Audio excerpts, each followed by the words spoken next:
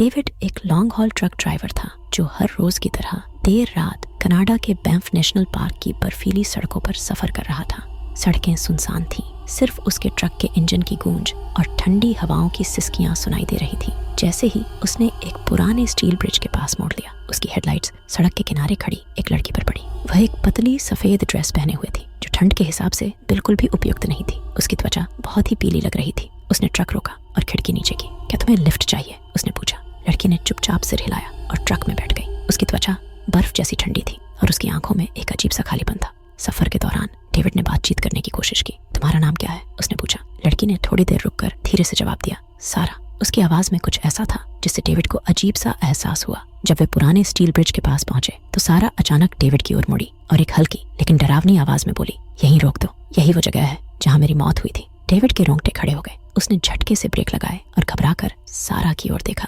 लेकिन वो वहां नहीं थी। उसके बगल वाली सीट पूरी तरह खाली थी, लेकिन ट्रक की खिड़की हल्की सी धुंधली थी और सीट पर एक गीला हाथ का निशान था, जैसे कोई वहां कुछ ही सेकंड पहले बैठा हो। ठंड उसकी रीढ़ तक दौड़ गई जब हवा में एक धीमी सिसकती आवाज गूंज उठी, मुझे मत भूलना।